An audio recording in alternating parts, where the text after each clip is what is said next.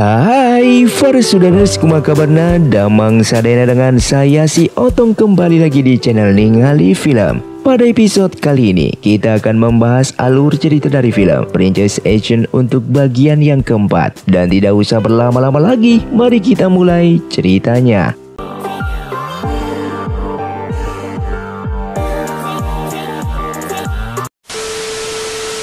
Film pun dilanjutkan dengan setelah kasus pencurian makam kerajaan sebelumnya. Semua harta dan artefak yang dicuri perlahan-lahan muncul di pasaran. Dan hal itu menarik perhatian sang kaisar, sehingga dia memanggil Wei Guan yang merupakan perancang makam kerajaan itu. Dan kaisar menanyainya tentang kerusakan makam dan artefak-artefak yang dicuri. Sehingga kaisar pun memerintahkannya untuk tidak meninggalkan kediaman Wei selagi masalah tersebut diselidiki. Setelah Wei Guan pergi, Yuan Yu pun masuk menghadap sang kaisar. Kaisar memerintahkannya untuk menyelidiki kasus makam kerajaan tersebut dan memberinya wewenang untuk memerintahkan pasukan. Kaisar pun mengatakan jika di antara artefak yang dicuri terdapat tripod yang digunakan untuk feng shui di makam kerajaan. Tripod itu tidak boleh jatuh ke tangan orang lain, sehingga sang kaisar memerintahkan Yuan Yu untuk menemukan tripod tersebut dengan cara apapun. Saat itu Wei Guan memberitahu Wei Sui tentang barang penting yang ada di makam ayahnya. Barang itu adalah tripod feng shui milik makam kerajaan. Dan saat ini kaisar telah memerintahkan orang menyelidiki hilangnya tripod tersebut. Oleh karena itu mereka haruslah berhati-hati. Satu-satunya orang lain yang mengetahui tentang ini adalah Liu Shen. Dan untuk menjaga kerahasiaan tripod tersebut maka mereka harus membunuhnya. Dan percakapan mereka itu pun didengar oleh mata-mata Yuan Yu dan Yan Sun, sehingga mereka pun melaporkannya kepada tuan mereka masing-masing. Dan keesokan harinya, Wei Sui bersama pasukannya menyerang Liu Shen. Namun di saat mereka akan membunuhnya, Xiao Liu pun datang untuk membantu. Yang tidak lama kemudian Yuan Yu juga tiba di sana. Dan mereka lalu bertarung bersama menghadapi anak buah Wei Sui.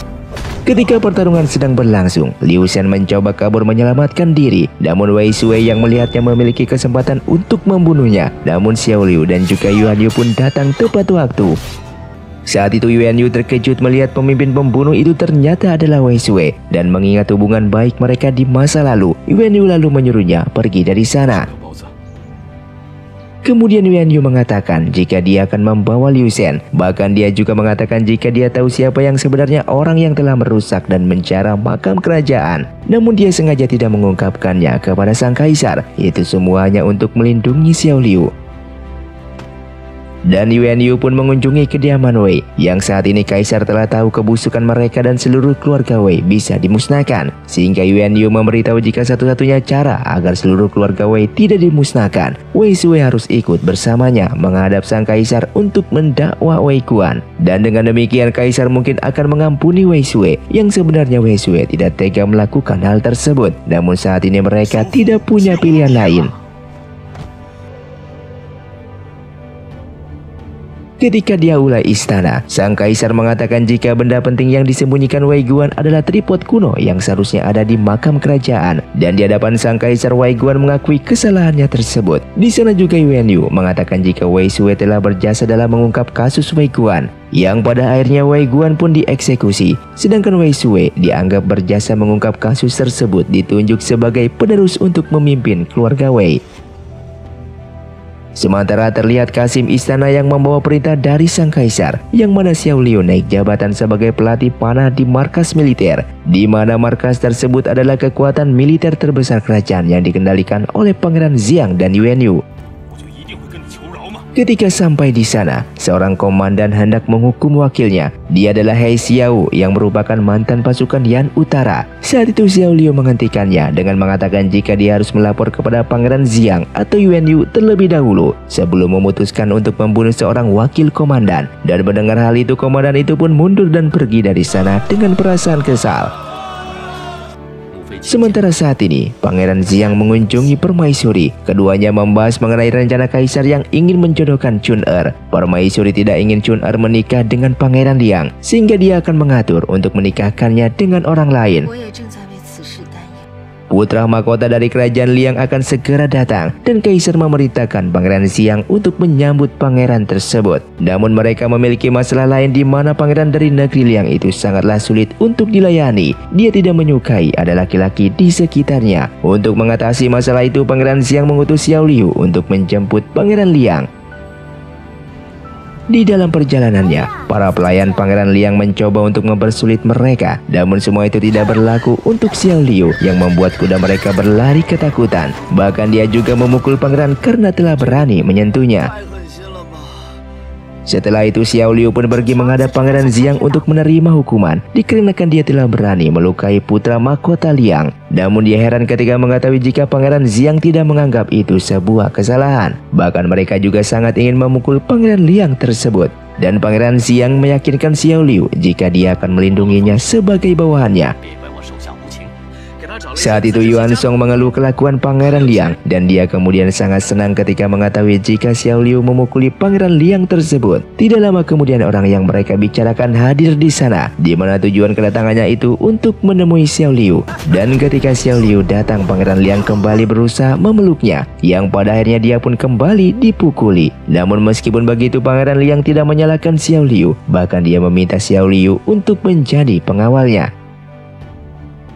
Selama dalam perjalanan, di dalam kereta Pangeran Liang kembali menggoda Xiao Liu. Tangan nakalnya berusaha untuk menyentuhnya, sehingga dia pun kembali dihajar dan dilempar keluar kereta. Xiao Liu mengawal Pangeran Liang yang diketahui bernama Xiao Xi sampai ke istana. Di sana Xiao Xi memberitahu kaisar jika untuk saat ini dia tidak memikirkan masalah perjodohannya untuk urusan pernikahan aliansi tersebut. Sehingga Xiao Xi menyerahkannya sepenuhnya kepada ayahnya, yaitu Kaisar Liang. Xiao Xi juga memberitahu kaisar jika dia menginginkan Xiao Liu sebagai pengawal pribadinya. Namun niatnya tersebut ditentang oleh Selir Lan dikarenakan Xiao Liu adalah pelatih panah pasukan militer yang tidak mungkin baginya menjadi seorang pengawal pribadi. Yang ternyata dulunya Selir Lan diselamatkan oleh ibunya Xiao Liu. Tetapi dia heran ketika mengetahui Xiao Liu tidak mengenalinya. Dan saat ini Xiao Xi bertemu dengan Fang Qin yang merupakan putri negara Liang. Dan keduanya tidak memiliki hubungan yang baik meskipun mereka adalah saudara kandung. Mereka berdua datang jauh-jauh untuk alasan yang sama, yang mana mereka berniat untuk bekerja sama dengan Yan Sun melawan Wei. Dikarenakan masa 3 tahun penahanan Yan Sun sudah hampir berakhir, maka tibalah saat baginya untuk kembali ke negara Yan Utara. Dan Yan Sun akan menggantikan mendiang ayahnya memimpin negara tersebut. Namun banyak dari pejabat istana yang tidak menginginkan hal itu. Mereka takut jika nantinya Yan Sun akan memberontak untuk membalaskan kematian ayahnya tersebut. Dan sebelum mereka melanjutkan rencana itu, Kasim pun mengabarkan jika Chun-Er ingin bertemu dengan kaisar. Saat itu Chun-Er memberitahu ayahnya itu jika dia tidak menyetujui rencana perjodohan sebelumnya, dia tidak akan menikahi orang lain selain Yan Sun. Mendengar hal itu, kaisar pun mulai memikirkan rencana lain, sehingga dia memanggil Yan Sun dengan mengatakan jika dia ingin Yan Sun menikah dengan Chun-Er. Namun Yan Sun mencoba menolak permintaan kaisar tersebut, sehingga sang kaisar mengancam akan menyingkirkan Xiao Liu jika Yan Sun menolak menikahi putrinya itu, yang membuat Yan Sun harus mengikuti perintah dari sang kaisar.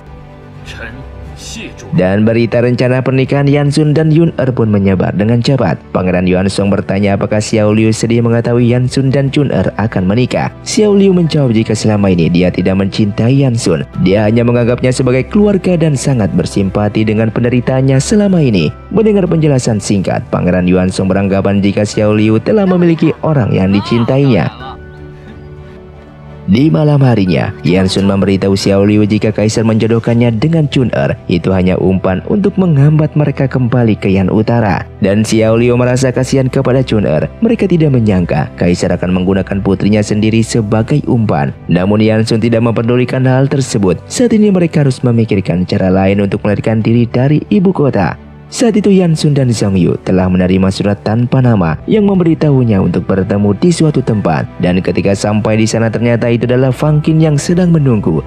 Dia ingin bekerja sama dengannya, di mana dia berencana untuk membunuh keluarga Wei. Dan sebagai imbalannya, Fang Qin bisa membantu mereka melarikan diri dari ibu kota. Di tempat lain, ketika sedang berjalan-jalan, Xiao Liu dan Xiao Xi sedang diserang oleh anak buah dari Fang Qin. Mereka pun berhasil kabur, namun Xiao Liu terluka. Kemudian Xiao Liu membantu Xiao Xi mendaki gunung untuk menyelamatkan diri. Lalu keduanya melompat ke sebuah mata air.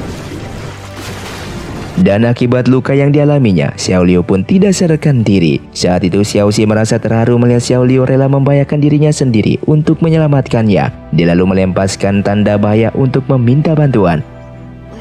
Sementara itu Xiao Liu telah bangun dari pingsannya, namun para pembunuh masih mengejar mereka. Kemudian Xiao Liu berhasil mengalahkan para pembunuh itu, namun dia kembali jatuh karena cedera yang dideritanya.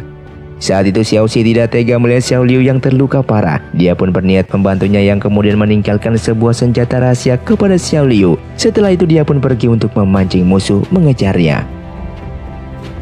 Setelah Xiao Xi pergi, Xiao Liu pun terbaring setengah sadar. Dia melihat banyak pembunuh bertopeng menuju ke arahnya. Dengan satu tembakan, senjata yang ditinggalkan Xiao Xi sebelumnya.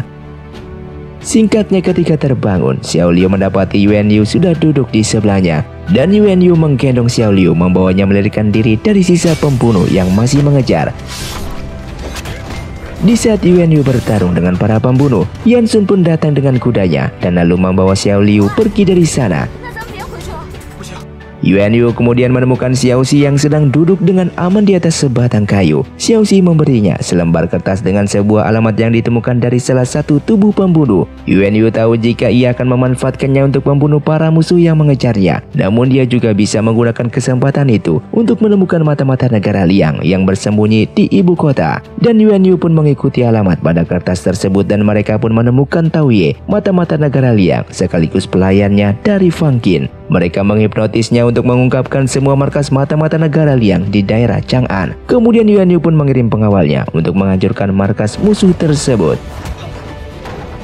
Dan informasi dari Tao Ye, Yuan Yu mengetahui apa yang sedang direncanakan oleh Yan Sun dan semua orang-orang yang membantunya. Kemudian Yuan Yu pun menemui Yan Sun. Dia menyebutkan semua pejabat yang berhubungan dan membantu menjalankan rencananya. Yuan Yu tahu jika rencana Yan Sun adalah membuat kekacauan dan membantai ribuan orang di kota untuk memastikan pelariannya pada saat pernikahan tersebut. Melihat rencana kejam yang akan dilakukan Yan Sun, Yuan Yu mengatakan jika dia akan menghentikan rencananya itu dengan cara apapun. Dan Yan Sun terlihat kesal karena Yuan Yu mengetahui rencananya kembali, sehingga dia pun pergi dari sana.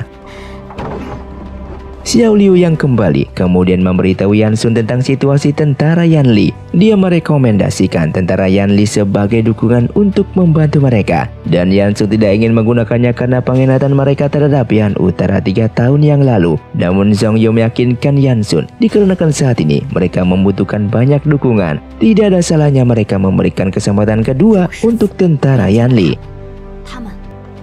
Kemudian Xiao Liu mengatur pertemuan antara Hai Xiao dan anak buahnya untuk bertemu Yan Sun. Dan Yan Sun memberitahu mereka jika meskipun mereka sebelumnya telah mengkhianati negara Yan Utara, namun dia akan menerima mereka kembali begitu mereka membantunya melarikan diri dari ibu kota. Saat itu Hai Xiao dan bawahannya menyesali kesalahan mereka di masa lalu. Dan untuk menembus kesalahan tersebut, mereka rela membantu Yan Sun dengan cara apapun. Di dalam perjalanannya ke istana, Kaisar memanggil Yuan Huai dan Kaisar memberi Yuan Huai dan Zhao Dong sebuah tugas rahasia yang harus diselesaikan dengan cara apapun. Mereka pun diberikan 500 pasukan dan tugas tersebut tidak boleh diketahui oleh orang lain.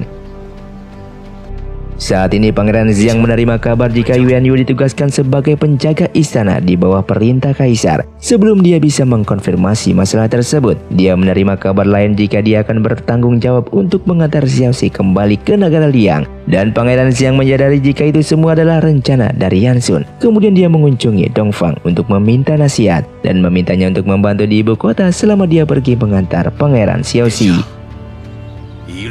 Di sisi lain, Yan Sun dan yang lainnya merencanakan rute pelarian mereka di hari pernikahan. Mereka akan membuat kekacauan di ibu kota dan memanfaatkannya untuk kabur kembali ke Yan Utara. Singkatnya, pada hari pernikahan, tentara menjemput Yan Sun menuju istana. Dan di dalam perjalanannya ke istana, Zhao Dong dan anak buahnya menyergap rombongan Yan Sun. Itu semua sesuai perintah rahasia dari Kaisar sebelumnya untuk membunuh Yan Sun di hari pernikahannya. Namun Yan Sun sudah memperkirakan hal tersebut. Tentara Yan Li pun datang dan bertarung dengan pasukan Zhao Dong. Saat itu Yan Sun turun dari kereta dengan pedangnya. Dia lalu membunuh Zhao Dong dengan niat membalaskan dendam untuk keluarganya dan menyatakan perlawanan terhadap sang kaisar. Saat itu Chun'er pun khawatir dikarenakan rombongan Yansun belum tiba ke sana dan seorang pengawal datang melaporkan jika Yansun memberontak. Dia pun meminta Chun'er memberitahukannya kepada sang kaisar. Namun tanpa diduga di perjalanannya, Chun'er memukul tentara tersebut hingga pingsan. Semua orang di aula istana belum menyadari kekacauan di luar. Chun'er berlari menghadap kaisar dan memohon untuk membatalkan pernikahannya dengan Yansun. Dia pun menangis dengan mengatakan jika dia tidak ingin menikahi Yansun lagi. Namun kaisar mengabaikan permintaan Chun'er tersebut.